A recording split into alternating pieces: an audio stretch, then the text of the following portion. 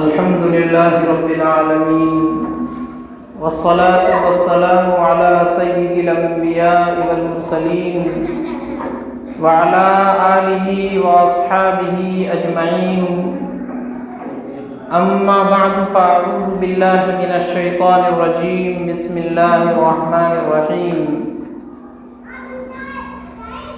وَإِذَا أَرَدْنَا أَن نُّهْلِكَ قَرْيَةً أَمَرْنَا مُتْرَفِيهَا فَفَسَقُوا فِيهَا فَحَقَّ عَلَيْهَا الْقَوْلُ فَدَمَّرْنَاهَا تَدْمِيرًا. وقال تعالى: وقال الذين كفروا لرسلهم لنخرجنكم من أرضنا أو لتعودن في ملتنا فأوحى إليهم ربهم لنهلكن الظالمين. صدق اللہ العلی العظیم. میرے محترم بزرگوں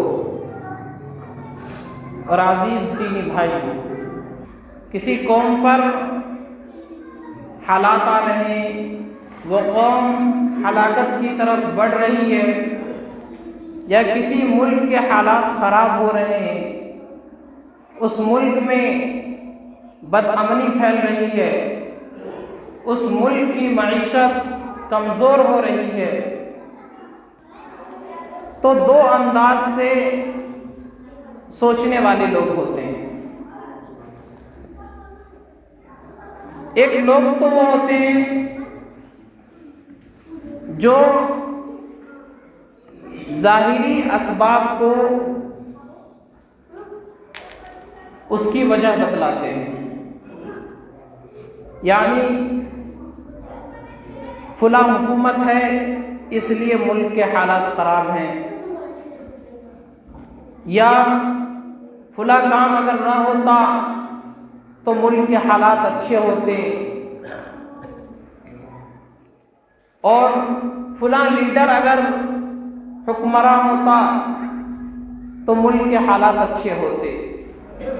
کچھ لوگوں کے سوچنے کا طریقہ یہ ہوتا ہے، وہ ظاہری اسباب کو ذمہ دار ٹھہراتے ہیں. اور کچھ لوگ ہوتے ہیں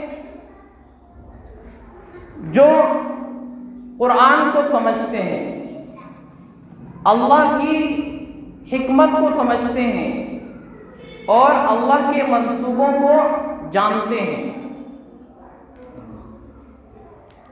وہ لوگ یہ کہتے ہیں کہ جو کچھ ہو رہا ہے اللہ کے منصوبے کے مطابق ہو رہا ہے، یہ اللہ کی پلاننگ ہے. تو یہ دو طرح کے لوگ ہوتے ہیں. میں نے آپ حضرات کے سامنے قرآن کریم کی دو آیتیں پڑھی. اللہ تبارک و تعالی پہلی آیت میں فرما رہے ہیں کہ جب ہم کسی قوم کو ہلاک کرنا چاہتے ہیں، کسی ملک کو برباد کرنا چاہتے ہیں، تو ہمارا طریقہ کیا ہوتا ہے، کس انداز سے اللہ ان کو ہلاکت تک پہنچا دیتے ہیں، کس طریقے سے اللہ اس قوم کو، اس ملک کو برباد کرتے ہیں، یہ اللہ پہلی آیت میں بیان فرما رہے ہیں. فرمایا وَإِذَا أَرَدْنَا أَن نُّهْلِكَ قَرْيَةً، جب ہم ارادہ کر لیتے ہیں کہ ہم اس قوم کو، اس ملک کو، اس بستی کو ہلاک کریں گے. اللہ ارادہ کب کرتے ہیں؟ جب اس ملک کے لوگ، اس قوم کے لوگ، اس بستی کے لوگ نافرمانی کی حد کو پار کر دیتے ہیں، جب دنیا میں آتنک مچانا شروع کر دیتے ہیں اور پانی سر سے اوپر ہو جاتا ہے، تو پھر اللہ فرماتے ہیں نو مور، اب اور موقع نہیں ملے گا، اب بچنے کا کوئی چانس نہیں، اب ان پر اللہ کا عذاب آنا ہے. پھر اللہ اس کا طریقہ کیا رکھتے ہیں؟ فرمایا وَإِذَا أَرَدْنَا أَن نُّهْلِكَ قَرْيَةً أَمَرْنَا مُتْرَفِيهَا، پھر جب اس قوم کو ہلاک کرنا چاہتے ہیں تو اللہ کی پلاننگ یہ ہوتی ہے کہ اس قوم کے جو عیش پرست لوگ ہیں، جو عیاش قسم کے لوگ ہیں، ان کو اللہ تبارک و تعالیٰ کھڑا کر دیتا ہے۔ وہ لوگ کھڑے ہوتے ہیں اور خوب لوگوں پر ظلم ڈھاتے ہیں، لوگوں کا خون چوستے ہیں،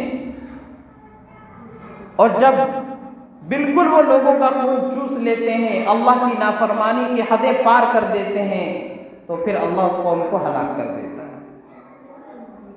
جو میں نے آیت پڑھی اس میں دو قراتیں ہیں، ایک ہے امرنا مترفیہ، ایک قرات قرآن کی امرنا مترفیہ۔ پہلی قرات کا مطلب یہ کہ اللہ عیاش لوگوں کو کھڑا کر دیتے ہیں، وہ بدامنی پھیلاتے ہیں، لوگوں پر ظلم ڈھاتے ہیں۔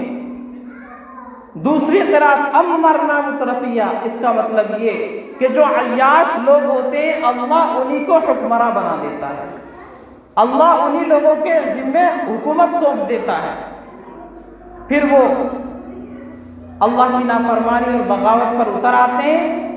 جب پانی سر سے اونچا ہو جاتا ہے تو اللہ اس قوم کو ہلاک کر دیتے ہیں، بالکل نیست و نابود کر دیتے ہیں، ان کی اینٹ سے اینٹ بجا دیتے ہیں۔ دوسری آیت میں نے پڑھی،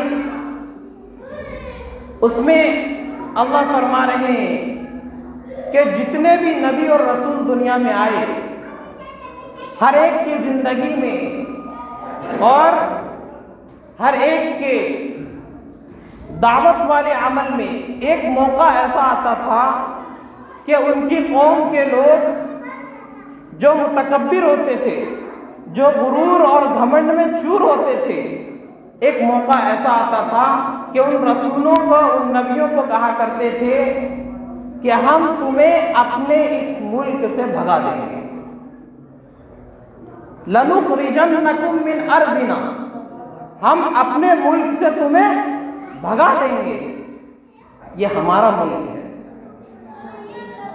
أَوْ لَتَعُودُنَّ فِي مِلَّتِنَا، یا ہم تمہیں اپنے دین میں واپس داخل کر دیں گے۔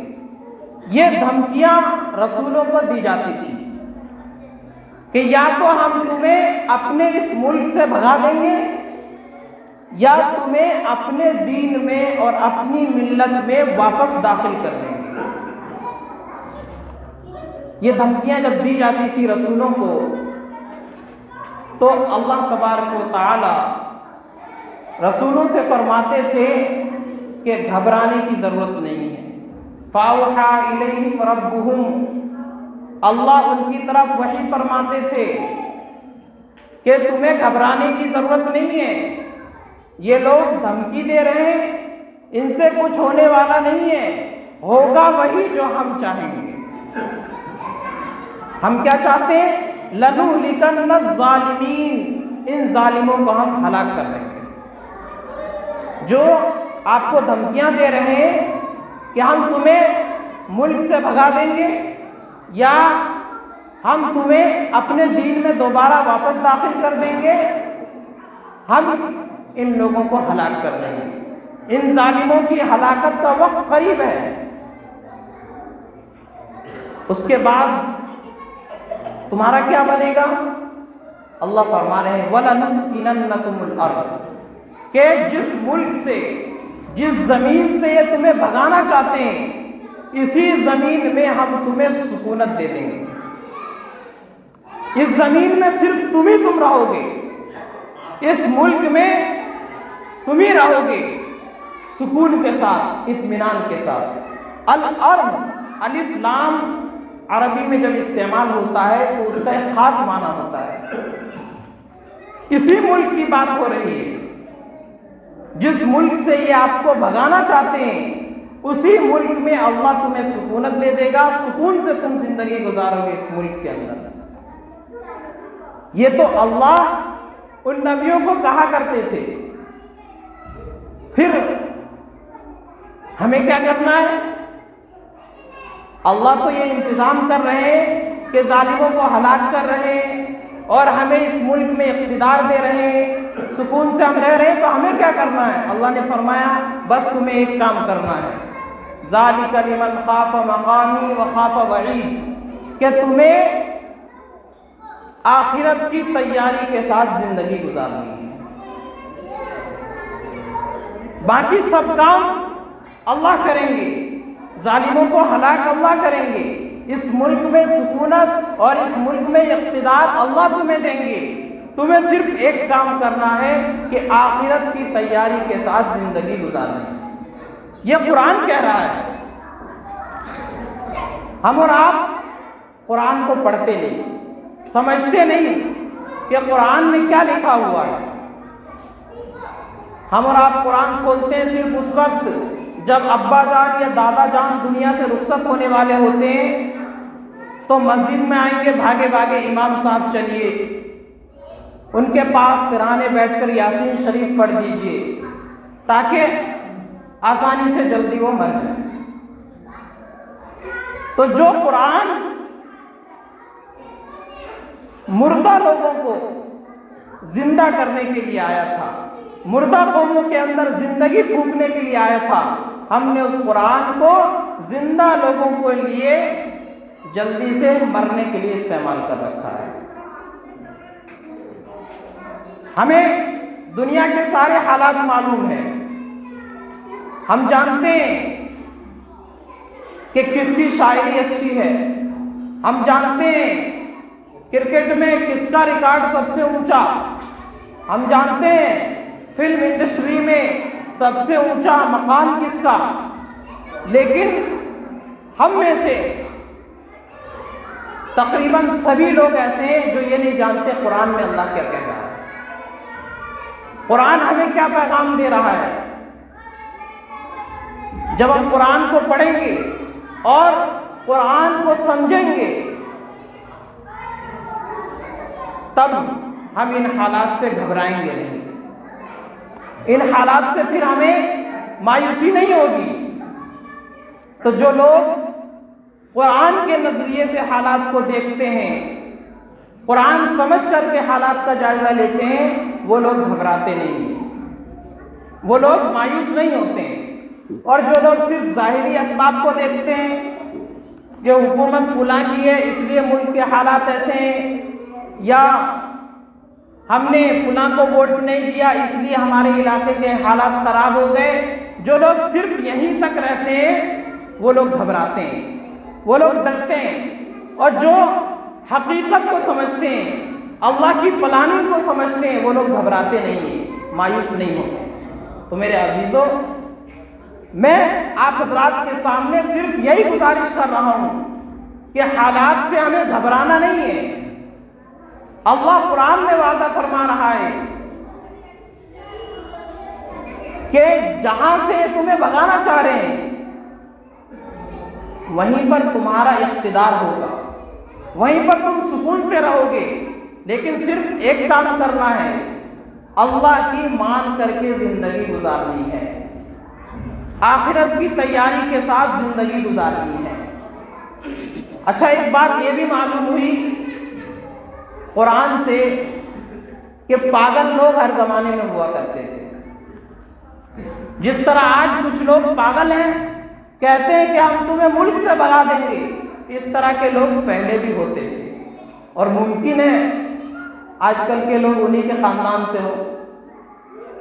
تو اس طرح کے لوگ پہلے بھی ہوتے تھے جو رسولوں کو دھمکی دیتے تھے کہ یا تو ہم تمہیں یہاں سے بھگا دیں گے یا تمہیں گھر واپسی کرنی پڑے گی، ہمارے مذہب کو، ہمارے طریقے کو اختیار کرنا پڑے گا۔ تو اللہ قرآن میں فرما رہا ہے گھبرانے کی ضرورت نہیں ہے، تم صرف اللہ کی مان کر کے زندگی گزارو۔ یہ جہاں چیز ہے کیا، لوح و قلم تیرے ہیں، یہ دنیا کیا ہے، کچھ بھی نہیں۔ اللہ تبارک و تعالیٰ کسی کے محتاج نہیں ہے، اللہ کو اس چیز کی ضرورت نہیں ہے کہ سعودیہ کے حکمراں بولیں گے تب ملک کے حالات بدلیں گے، اور دبئی کے عیاش حکمراں بولیں گے تب ملک کے حالات بدلیں گے۔ اللہ کو اس کی ضرورت نہیں ہے، اللہ تعالیٰ قادر مطلق ہے۔ ہمارا رب جس پر ہمارا اور آپ کا ایمان ہے وہ گونگا بہرا اور اندھا نہیں ہے، بلکہ وہ سب کچھ جانتا ہے، سب کچھ دیکھتا ہے۔ اللہ کی ایک پلاننگ ہے، ایک منصوبہ ہے، اس کے تحت اللہ تبارک و تعالیٰ کام فرماتے ہیں، اس کے تحت اللہ کسی قوم کو بلند فرماتے ہیں، اور اسی کے تحت اللہ کسی قوم کو برباد کرتے ہیں۔ تو ہمیں اور آپ کو قرآن سمجھنے کی ضرورت ہے۔ ہمارے پاس وقت ہی نہیں ہے 10 منٹ قرآن سمجھنے کے لیے، گھنٹوں کے گھنٹوں ضائع کر دیتے ہیں چائے کے ہوٹلوں پر، اور نہ جانے کہاں کہاں کی بات ہوتی ہے، لیکن 10 منٹ کے لیے قرآن سمجھنے کو تیار نہیں ہے۔ قرآن کی ایک آیت سمجھنے میں 10 منٹ مشکل سے۔ جب ہم قرآن کو سمجھ لیں گے اور اللہ کی پلاننگ کو سمجھ لیں گے اور اللہ کی حکمت ان حالات میں کیا ہے سمجھ لیں گے، تو ہم پھر گھبرائیں گے نہیں، کیسے بھی حالات آ جائے ہم مایوس نہیں ہوں گے۔ ابھی الحمدللہ پچھلے 6-7 مہینے میں ہم نے دیکھا دنیا کے کیا حالات تھے، اور کس طریقے سے ہر ایک اسلام اور مسلمانوں کی طرف ٹوٹ پڑا تھا۔ لیکن انہی حالات کے اندر امریکہ میں، یورپ میں مسجدوں میں جگہ نہیں رہی، اور اتنی بھیڑ ہو گئی مسجدوں میں نمازیوں کی کہ 3-3 4-4 جماعتیں کرنی پڑ رہی ہے۔ یہ حالت ہے۔ تو یہ اللہ کی پلاننگ ہوتی ہے۔ کوئی ایک گستاخی کرتا ہے نبی کی شان میں، اللہ تعالیٰ لاکھوں کو کھڑا کر دیتے ہیں۔ یہ اللہ کی پلاننگ ہے۔ ایک نے گستاخی کی، اللہ نے ان کی بدولت سے لاکھوں لوگوں کو اسلام میں داخل فرما دیا۔ ہم اور آپ حالات نہیں جانتے دنیا کے حالات کیا ہیں۔ دنیا کے حالات کو سننے کی، دیکھنے کی، پڑھنے کی ہمارے پاس فرصت ہی نہیں ہے۔ تو ہم اور آپ دنیا کے حالات کو سمجھیں اور قرآن کریم کو سامنے رکھیں۔ جب ہم قرآن کو سمجھیں گے اور پھر دنیا کے حالات دیکھیں گے تو پھر ہم گھبرائیں گے نہیں، مایوس نہیں ہوں گے، کیونکہ اللہ قرآن میں وعدہ فرما رہا ہے، اللہ قرآن میں اپنی حکمت اور پلاننگ سمجھا رہا ہے کہ میں کس طریقے سے قوموں کو ہلاک کرتا ہوں اور کس طریقے سے لوگوں کو برباد کرتا ہوں، کس طریقے سے اپنے ماننے والوں کو دنیا کے اندر مقام عطا کرتا ہوں۔ لیکن شرط یہی ہے کہ ہم اپنے آپ کو وفادار ثابت کریں کہ محمد سے وفا تو نے تو ہم تیرے ہیں، یہ جہاں چیز ہے کیا لوح و قلم تیرے ہیں۔ تو ہم محمد صلی اللہ علیہ وسلم اپنے پیارے نبی سے وفاداری کا ثبوت پیش کرے، اللہ تبارک و تعالیٰ دنیا کے اندر ہمیں عزت اور مقام عطا فرمائے گا۔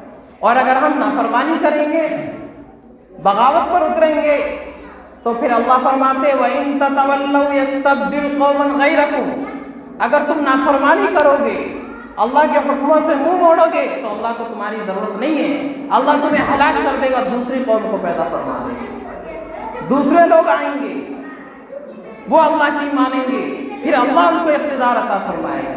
تو کوئی یہ گھمنڈ میں نہ رہے کہ ہم کریں گے تو ہوگا، اللہ کو اس کی ضرورت نہیں ہے۔ ہماری اور آپ کی نظر ہوتی ہے سعودیہ کچھ نہیں بول رہا، اتنے حالات بگڑ گئے، ابو دھابی سے کوئی نہیں بولا، اتنے حالات بگڑ گئے، دبئی کا کوئی حکمران نہیں بولا، حالات اتنے بگڑ گئے۔